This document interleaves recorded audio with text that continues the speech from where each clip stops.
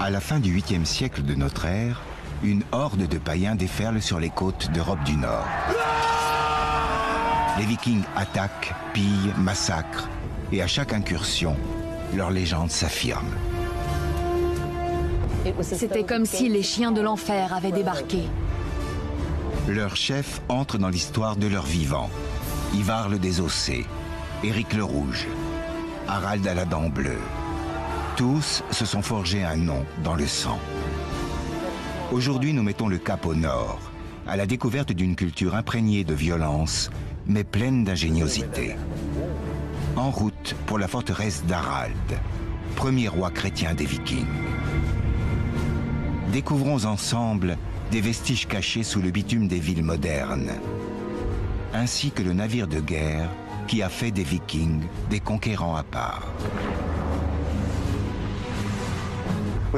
Ils ont redessiné la carte d'Europe.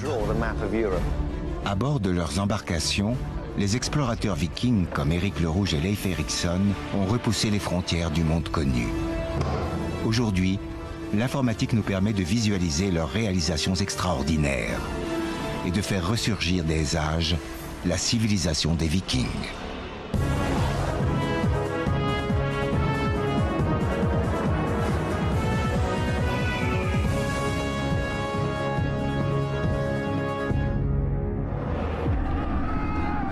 Assassins, bandits, barbares, païens. Bien que la culture viking ait disparu il y a déjà 1000 ans, son image est encore bien vivace. Jonathan Foyle et Helena Amro sont sur les traces des Vikings et du monde qui les a vus naître. Helena est archéologue et membre de l'université d'Oxford. Elle étudie les cultures anciennes d'Europe. L'un des grands mystères de cette période, c'est celui de l'émergence des Vikings. Qu'est-ce qui a motivé leur conquête et leur installation dans d'autres pays? Jonathan Foyle est historien de l'architecture. L'étude des constructions anciennes lui permet de décoder la société qui les a produites. Être viking, c'est avant tout vivre en prise directe avec les éléments, la terre, le feu, le vent et l'eau. Pour les historiens, l'ère de la terreur viking commence précisément en l'an 793 de notre ère. Leur épopée s'ouvre par un raid sacrilège.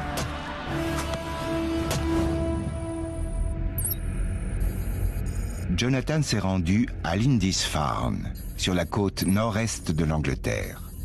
Autrefois, un monastère se dressait ici. C'était l'un des hauts lieux de la chrétienté. L'image qu'on a des Vikings est celle de pirates assoiffés de sang. Et cette réputation est née ici, à Lindisfarne. Le récit de l'attaque barbare de ce monastère s'est répandu comme une traînée de poudre dans toute l'Europe. Richard Oram nous l'explique. C'est leur premier raid sur un site important. C'est ici que l'enfer s'est déchaîné pour la première fois. Après ça, les gens se sont dit que l'apocalypse venait de s'abattre sur eux. Personne ne s'attend à un tel coup de force. Lorsque les navires vikings apparaissent à l'horizon, c'est le choc. Les moines du monastère n'imaginent pas que leur sanctuaire puisse être profané. Pourtant, il est clair que les Vikings savent ce qu'ils font. Qu'est-ce qui les motive? Le butin. Tout ce qu'ils pourront emporter. Les beaux objets en métal, bien sûr, mais aussi les esclaves, qui sont une marchandise très appréciée. Le monastère est réputé pour ses reliques et ses trésors. L'Église est convaincue que personne n'osera profaner un lieu consacré. Il n'y a aucune défense, c'est un monastère. J'imagine qu'il y avait tout de même un mur de protection, non? Comme celui-là, là. Oui, il y avait un mur qui délimitait le site. Il marquait la frontière entre la terre consacrée et le monde extérieur. Mais c'était plutôt symbolique. Depuis le point culminant de l'île, Jonathan et Richard tentent de se représenter la communauté sur laquelle la fureur viking s'est acharnée. Qu'ont vu les Vikings en arrivant, il y a plus de 1000 ans? Absolument rien de tout ceci. Aucun de ces bâtiments en pierre, rien de la sorte. C'était une communauté monastique. Entre l'église paroissiale et les ruines du prieuré, il y avait le monastère que les Vikings ont pillé. Il n'était pas en pierre, mais principalement en bois. Voici à quoi devait ressembler Lindisfarne en ce jour funeste de l'an 793. C'est un modèle de simplicité. Ces modestes bâtiments recelaient néanmoins des richesses qui avaient de quoi attiser la convoitise des païens.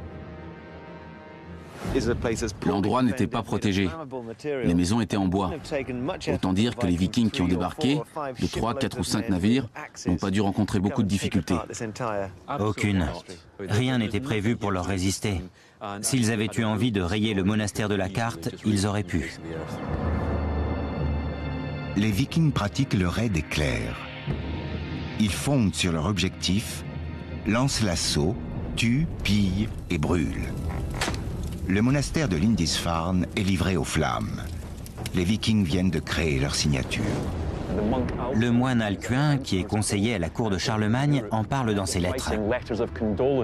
Il a eu vent des atrocités commises ici. L'événement est consigné dans les annales et devient un fait historique. Que pense le reste de l'Europe de ces étrangers venus du Nord et qui sèment la désolation sur leur passage? En gros, les gens les considèrent comme des hordes d'antéchrist. Ce sont des païens. Ils massacrent des hommes de Dieu. Ce sont des barbares, des assassins assoiffés de sang et sans pitié. Le raid de Lindisfarne est le premier d'une longue série. Mais d'où viennent ces Vikings? Et où emportent-ils leur butin? L'archéologue Helena Amro est à Stockholm. Elle veut se faire une idée de ce que les Vikings ont rapporté de leurs incursions. C'est aussi l'occasion de découvrir la terre qui les a vus naître et la culture à l'origine d'une telle sauvagerie. Au Musée national des antiquités de Stockholm, elle est accueillie par Kent Anderson. Nous avons là beaucoup d'objets. Ils viennent d'Orient et d'Occident. Comment sont-ils arrivés ici? Lorsqu'il s'agit d'objets rares ou liés à un lieu comme une église, par exemple, on peut penser qu'il s'agit du butin d'un pillage. Ça aussi, c'est un objet rare, sans doute pillé.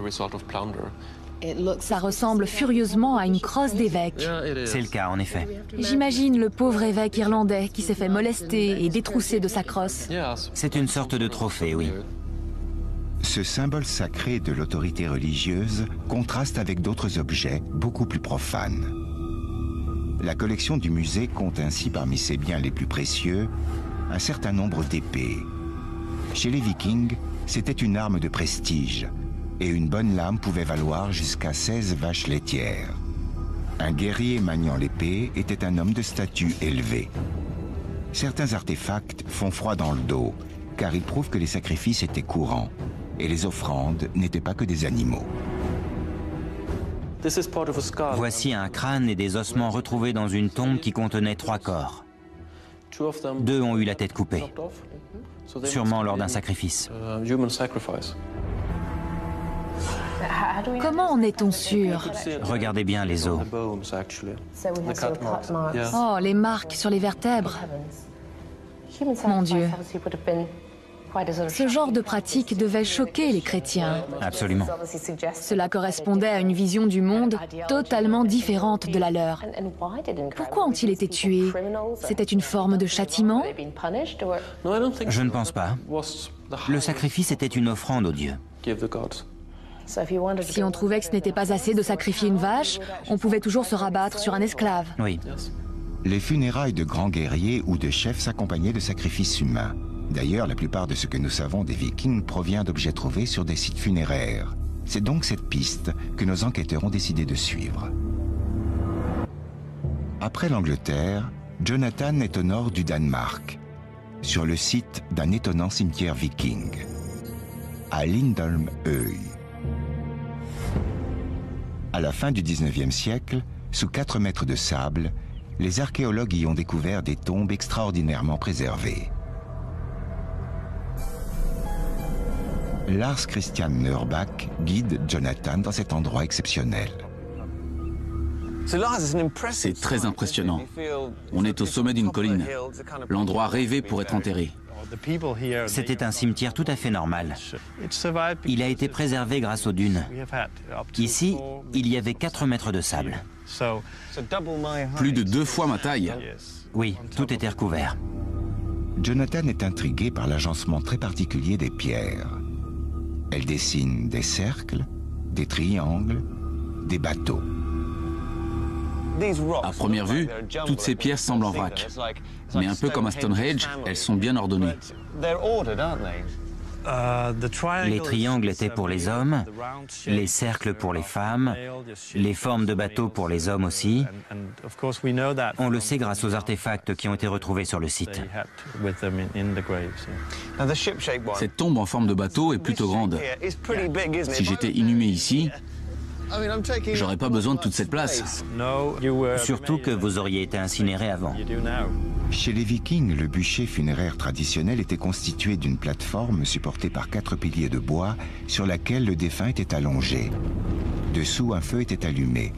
Tout était calculé pour que le brasier soit intense. Après la crémation, les cendres du défunt étaient enterrées avec des offrandes destinées aux dieux à l'intérieur du cercle de pierre. À Stockholm, Helena va justement découvrir le genre d'offrandes qu'on a pu trouver dans les tombes vikings. L'une d'elles est plutôt inattendue. Qu'est-ce qu'on a? Quelques broches et puis ce Bouddha. Ça alors, un Bouddha en Suède. Qu'est-ce qu'il fait là? C'est une vraie trouvaille. Il vient du nord de l'Inde, probablement d'un échange commercial. Les fouilles de tombes vikings ont souvent mis au jour des objets de régions lointaines, comme l'Amérique du Nord ou l'Inde. Et comme l'histoire n'a gardé aucune trace de raids vikings dans ces 2 endroits du globe, il paraît certain que ces objets sont arrivés en Scandinavie par la voie du commerce. Apparemment, ce peuple avait tissé un réseau très étendu, et il était bien plus avancé que beaucoup peuvent le penser. C'est sur l'île de Björkö qu'Helena poursuit son enquête. Il y a 1200 ans se dressait ici le village de Birka, un port très actif sur la côte baltique. Elle est accueillie par Björn Ambrosiani, le directeur du projet Birka, et l'un des meilleurs experts mondiaux sur les Vikings. En raison du climat humide de l'île, les bâtiments en bois du village médiéval ont disparu depuis très longtemps. Jadis, ils recouvraient l'équivalent de 30 terrains de football. S'appuyant sur les vestiges encore en évidence, Björn a reconstruit une maison du village. Là, c'était le magasin ou l'atelier. Ici, c'était la pièce à vivre. Le foyer était à même le sol et il y avait des banquettes sur lesquelles on dormait et où on travaillait pendant les longs mois d'hiver. Combien de personnes logeaient ici? 6 à 8. Bien que d'apparence modeste, ces maisons étaient tapissées de draps de laine, de fourrure et de tissu.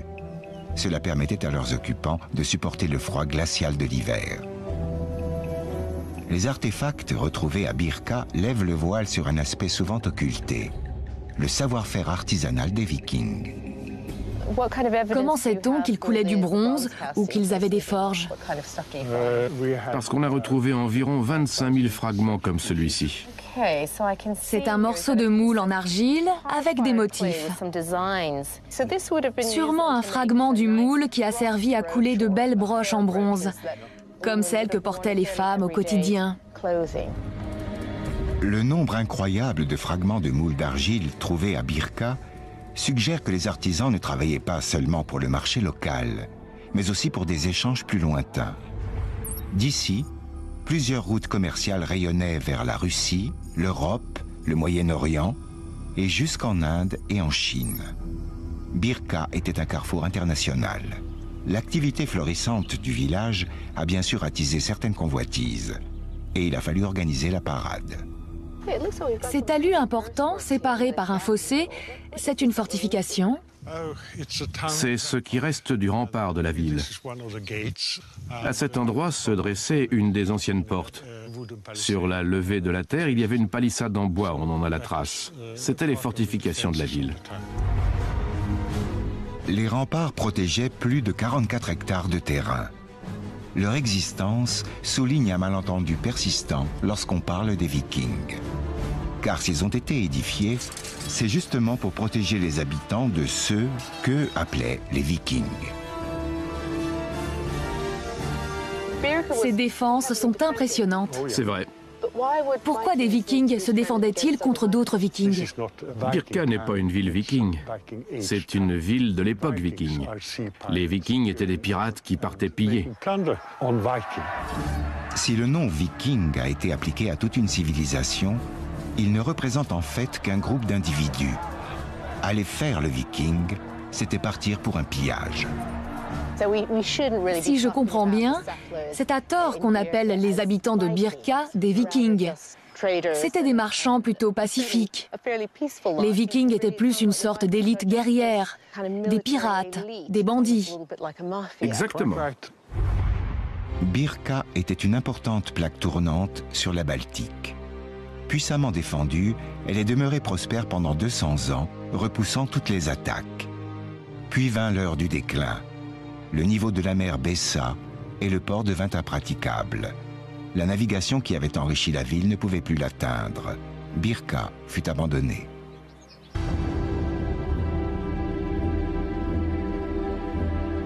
À présent, intéressons-nous à l'invention qui a permis l'épopée viking. Le bateau long, ou Langskip. Ces navires de conception révolutionnaire pour l'époque ont emporté de vaillants explorateurs plus loin qu'aucun Européen avant eux. Près des côtes scandinaves, les bateaux longs étaient une arme porteuse de mort et de destruction.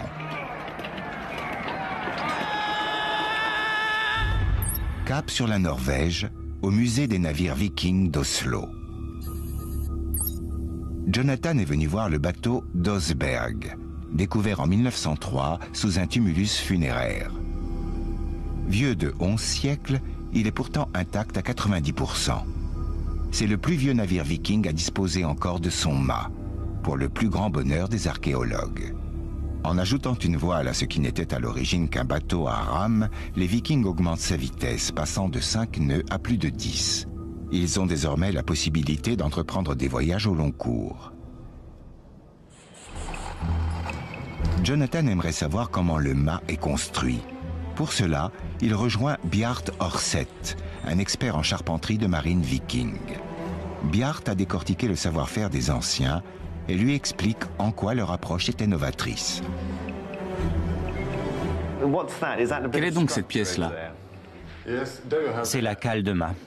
La cale de mât. Je vois. Et là, c'est un modèle réduit de mât. Oui, c'est une reproduction à petite échelle. Le mât se met là-dedans? Oui. Et cette cale bloque l'ensemble. Ok, alors là, plus rien ne bouge. Non. La cale de mât maintenait le mât en place. Sa forme oblongue était prévue pour répartir la poussée du vent de façon homogène le long du bateau, et ainsi d'éviter la casse en cas de fort coup de vent. Ce système amovible permettait aux bateaux vikings de démater pour passer sous les ponts.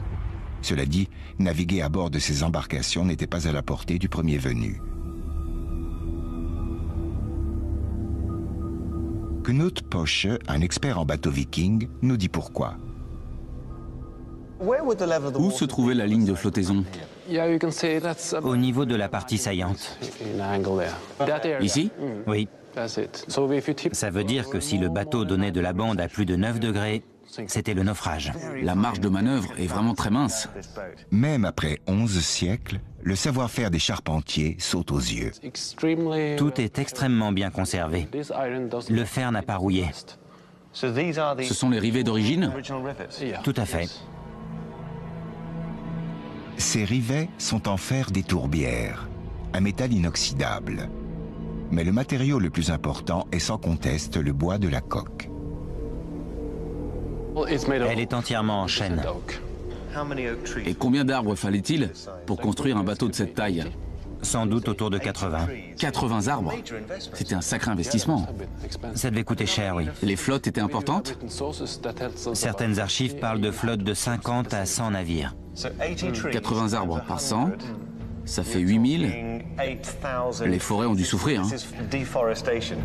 Sachant qu'un chêne met 150 ans à atteindre sa taille adulte, il est clair que la construction des navires vikings dans cette essence a eu un impact sur le paysage et sur la navigation.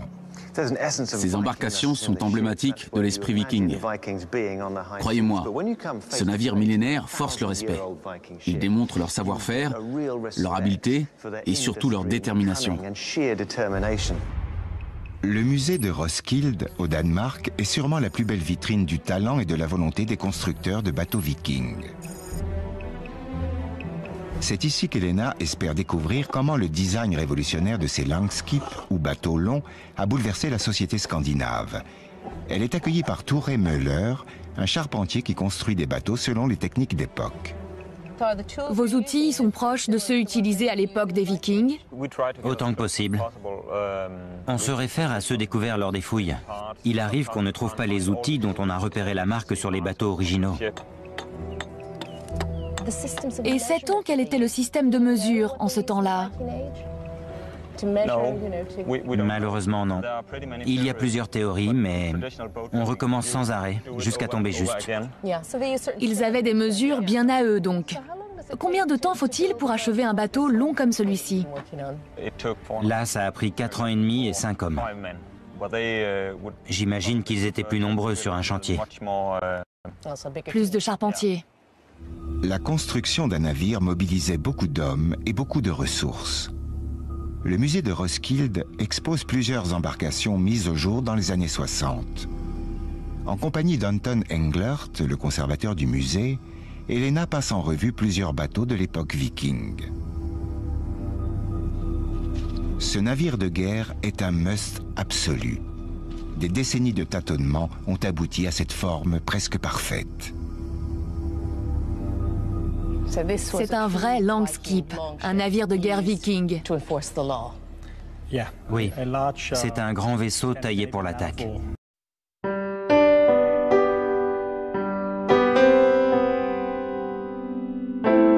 Quel que soit leur nom, les bateaux vikings partagent des caractéristiques communes.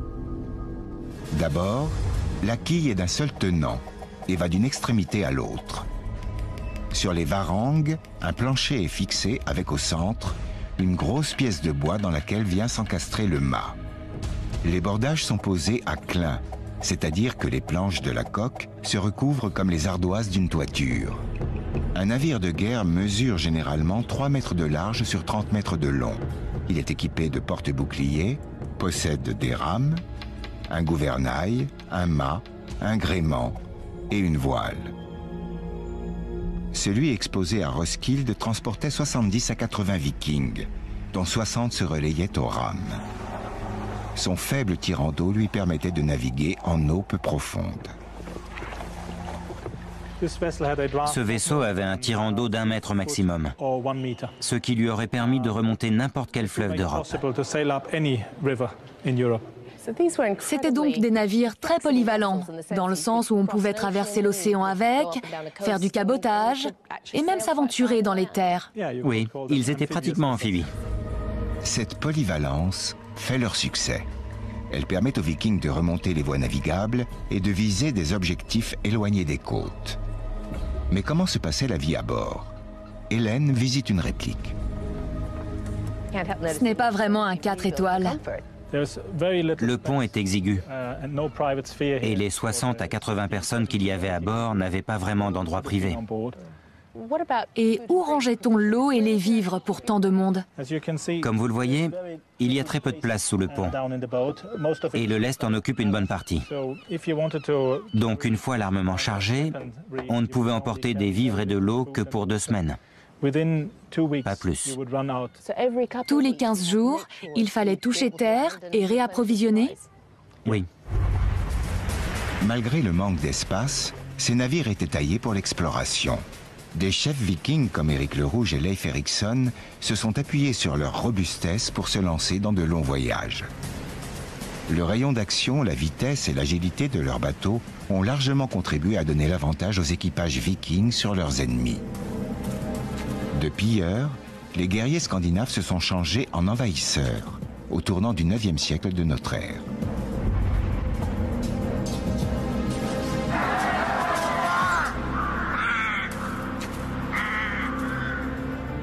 En l'an 865, Ivar le Désossé, un chef de guerre viking, rassemble ce que les chroniqueurs appelleront la grande armée païenne.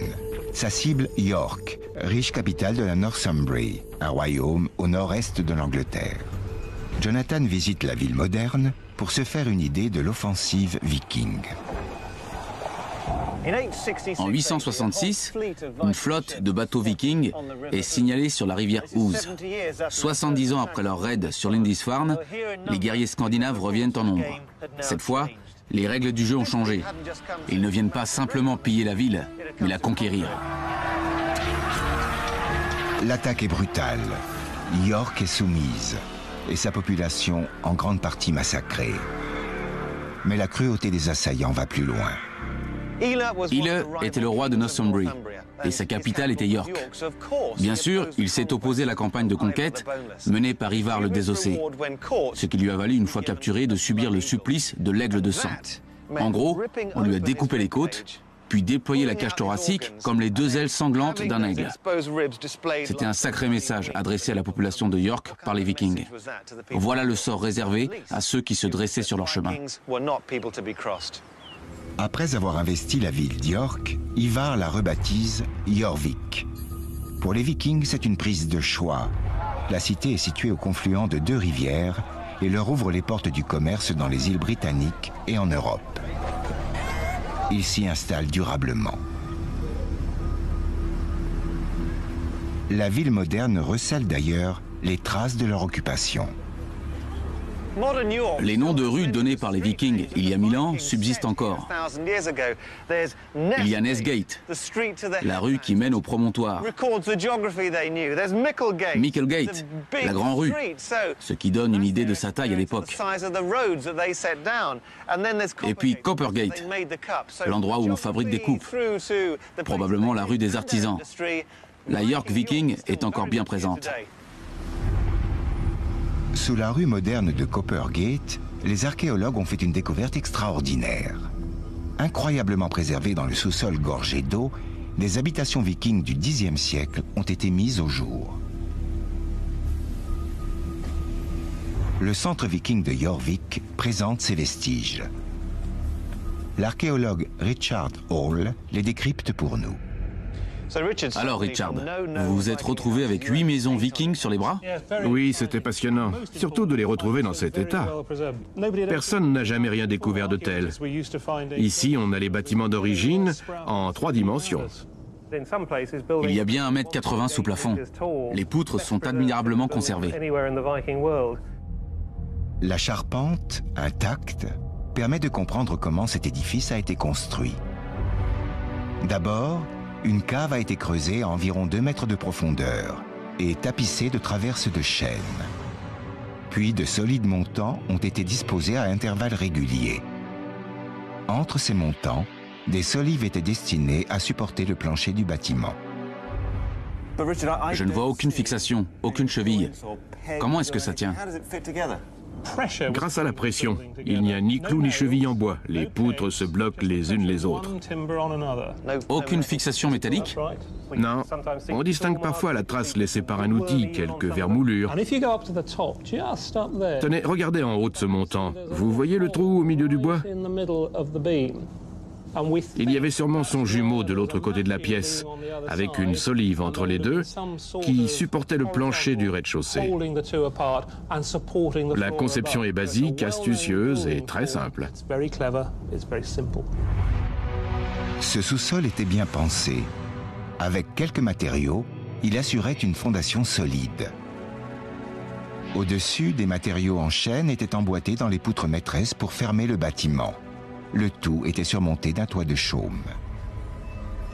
À la lumière de cette découverte, voici à quoi aurait pu ressembler Coppergate à l'époque viking.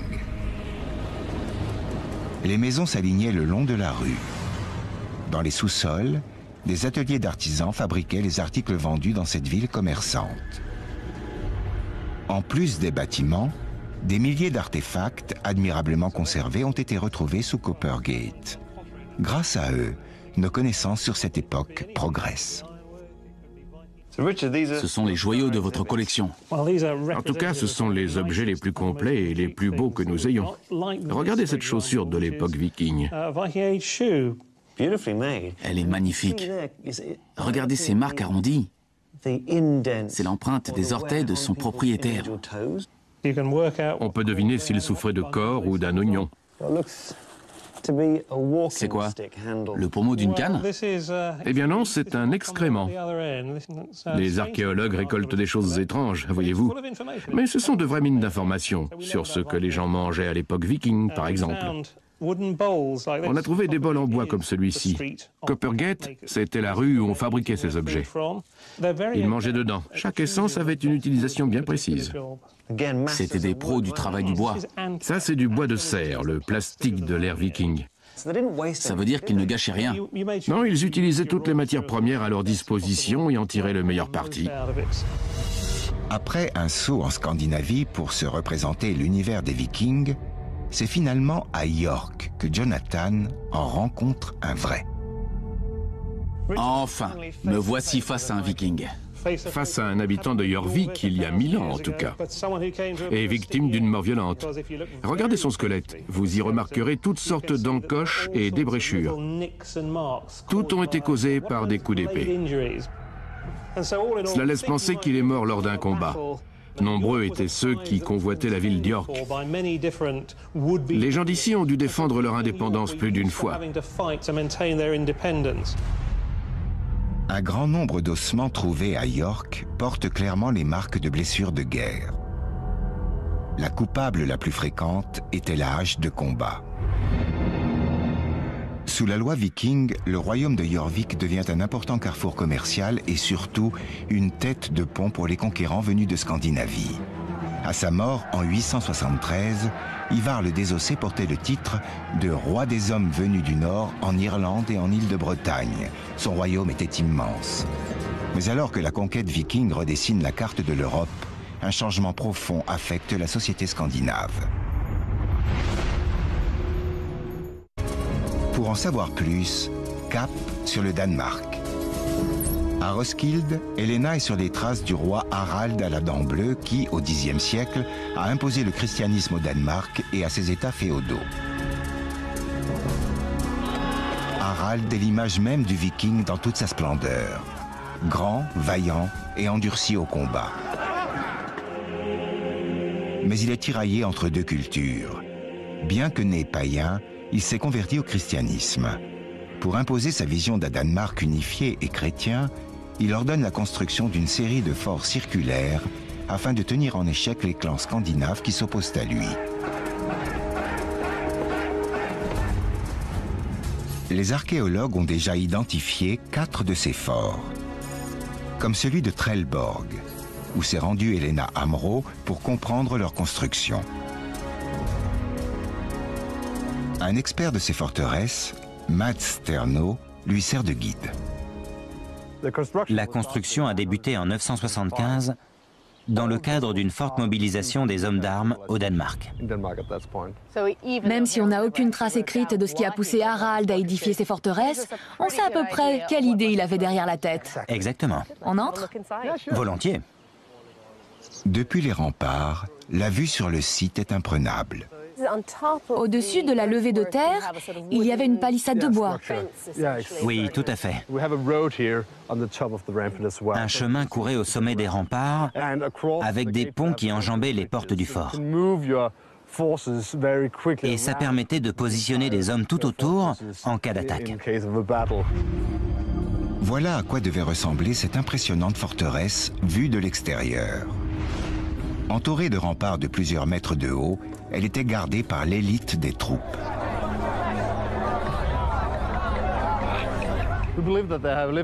On pense que 4 à 500 guerriers étaient casernés ici, certains probablement avec leur famille. Ça n'était pas qu'une base militaire. Le fort était aussi une petite communauté. Les forteresses circulaires sont des centres de contrôle régionaux. Elles symbolisent la puissance d'Harald à la dent bleue, et c'est ici que l'impôt est acquitté. Il y avait des fermes alentours qui alimentaient le fort. Oui. En fait, le roi et son armée passaient de forteresse en forteresse. Quand ils avaient épuisé les réserves de l'une, ils allaient à l'autre. Si je vous suis bien, le roi sillonnait le pays et engloutissait les impôts. Exactement. La construction de ces forts a lourdement pesé sur le pays. Le seul site de Trelleborg a sûrement mobilisé des centaines d'ouvriers pendant plus de 6 ans et nécessité plus de 9000 chaînes. Ça a été un travail immense. Au moins 1000 personnes se sont attelées au chantier. Les fortifications consistaient en un anneau de 134 mètres de diamètre. La levée de terre, large de 17 mètres et haute de 7, était bordée de fossés de 4 mètres de profondeur, hérissés de pieux.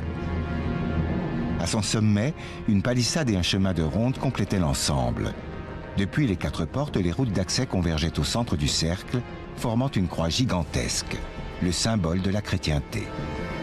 Le seul qui pouvait la voir, c'était Dieu dans le ciel.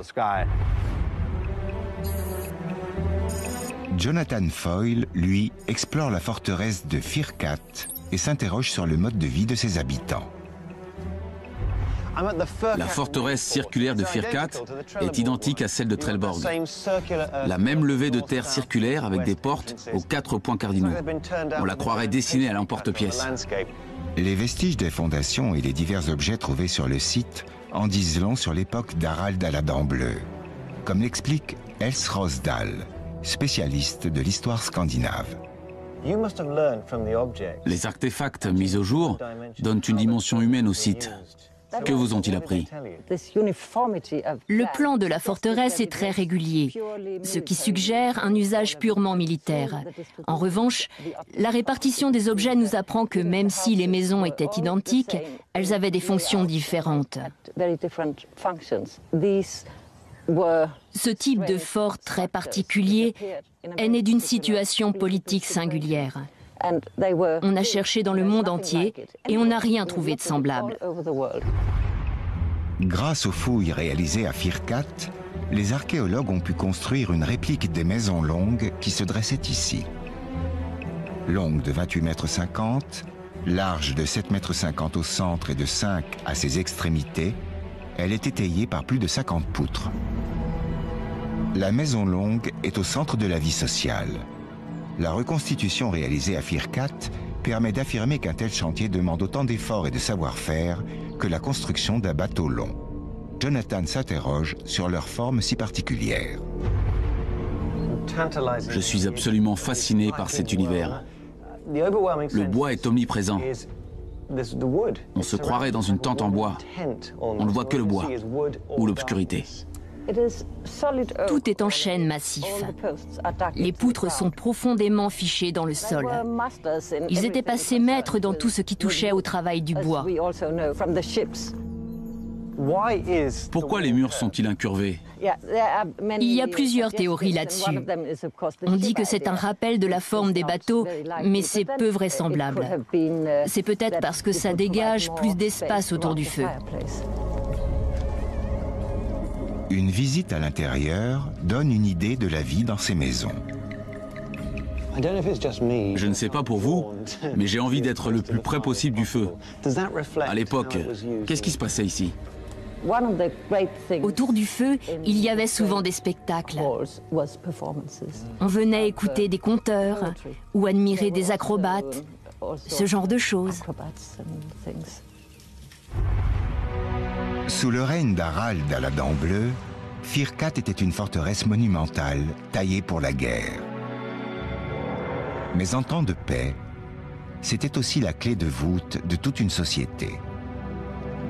Pourtant, à la mort du souverain, le site sombre peu à peu dans l'oubli.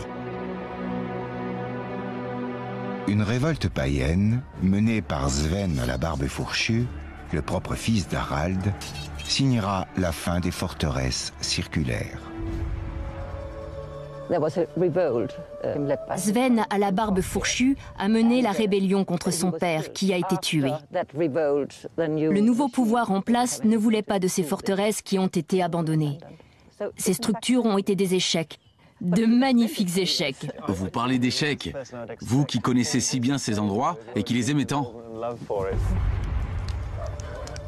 La forteresse de Firkat offre aux visiteurs un aperçu de la vie dans ces camps fortifiés, mais aussi du monde viking au tournant de son histoire. En 250 ans à peine, les sociétés païennes du Nord se sont changées en royaumes chrétiens. Ces gens-là étaient des guerriers et des conquérants hors pair, qui se sont établis jusque par-delà l'Atlantique Nord. De fait, les descendants d'Harald ont régné sur un empire qui incluait l'Angleterre, la Norvège et le Danemark. Les Vikings se sont installés un peu partout en Europe et bien au-delà. L'influence de ce peuple, bien qu'entachée par la violence des premiers raids, a été renforcée par les liens du commerce. Elle est le fruit d'un immense savoir-faire et d'une parfaite maîtrise de la navigation. Aujourd'hui encore, des milliers d'indices nous prouvent que le monde des Vikings n'a pas été englouti dans les oubliettes de l'histoire. Leur faculté d'adaptation leur a permis d'épouser le changement. Ils ont bâti une civilisation tournée vers l'avenir, nourrie par des techniques toujours plus avancées et motivée par la quête de la prospérité. En 3 siècles, ils ont fait grandir un empire dont les traces sont toujours visibles, celui des Vikings.